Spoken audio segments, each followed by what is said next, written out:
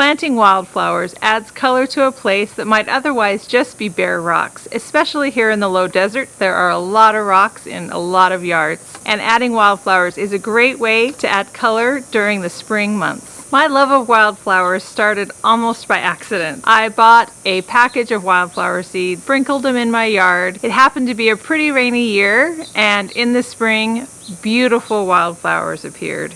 The best thing about wildflowers is you add them once and they will come back year after year. Wildflowers give you maximum impact for minimum effort and cost. And in today's video, I'm going to share my best tips for how to add them to your yard.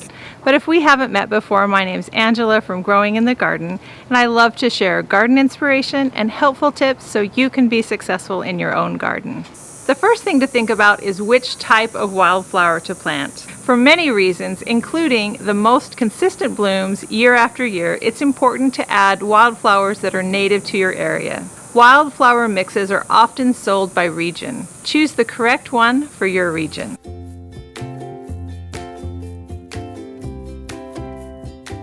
Although they bloom in the spring, fall is usually the best time to plant wildflowers. If you have freezing winters, planting in the fall gives you a jump start on spring growth. The best time to plant is usually after you've had a couple of killing frosts. Prepare that ground before the soil freezes. In cold areas, seed will lay dormant through the winter and then begin to germinate once the ground warms in the spring. If you live in a mild winter climate, like here in the low desert, the best time to plant is also in the fall. Getting those seeds in the ground in the fall allows you to take advantage of the wet weather that you may have. Your seeds will also germinate in the best temperatures. Here in the low desert of Arizona, plant from September through December. Spring blooming wildflowers will germinate in early winter and bloom from about February through April, and then drop seed in April and May. Those seeds will lie dormant over the summer until rain and cooler temperatures begin the cycle again. So where should you plant wildflowers? Are you wondering if the area you're thinking about could grow wildflowers? Well, is anything else growing there? If it is, it's a sure bet that you can grow wildflowers there. Wildflowers are not picky about soil and grow well almost anywhere. The only requirement is good drainage and plenty of sunlight. Wildflowers do not need fertilizer to grow well.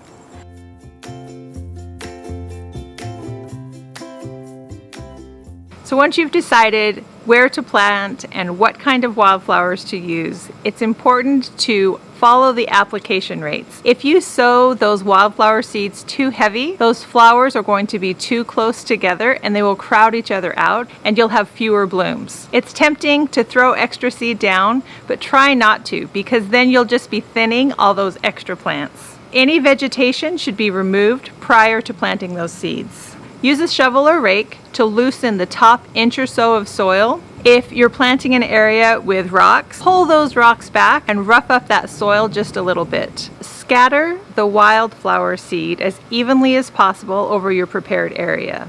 If it's a large area, you may want to use a hand crank spreader. Once you've spread the seeds, it's important for those seeds to make contact with the ground. You may want to lightly trample them. Wildflower seeds are really small and they typically need light to germinate, so don't cover up those little seeds. If you pulled back the rocks, it's okay to put those rocks back in place.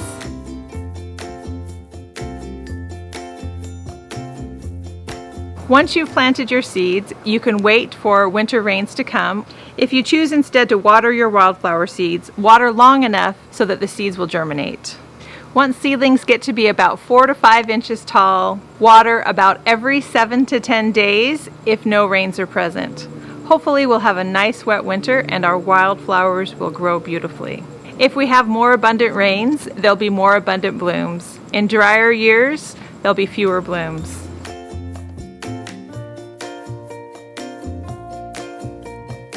As you look at your planting area, you're going to see little seedlings. You're going to think, is this a weed or a wildflower? So if you're not sure, wait, because it probably is a wildflower if you planted seeds there. Learn how to distinguish the different types of seedlings. And the more you grow wildflowers, you will become more familiar with what their seedlings look like.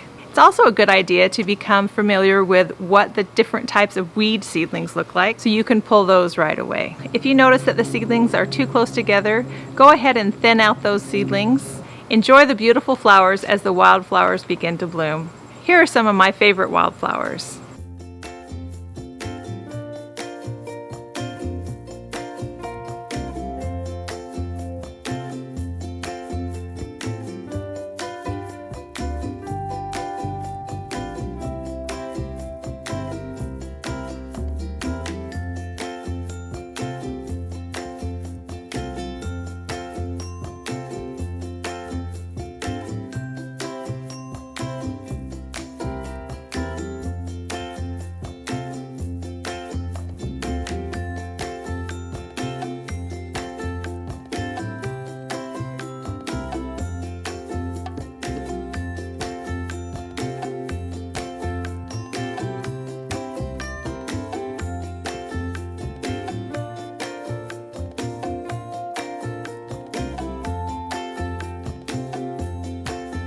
An important part of growing wildflowers is leaving those blooms in place long enough for the blooms to develop into seeds and then eventually drop those seeds in place so that those plants can come back the following year. Once the seeds have dropped, you can pull up those plants. A lot of times I will gently shake them to drop more seeds. If there's an abundance of blooms, I will definitely collect seeds. I often have paper sacks full of different wildflower blooms. You can plant those seeds in other areas and share with friends. Next year and in following years, those seeds are going to sprout and grow all on their own.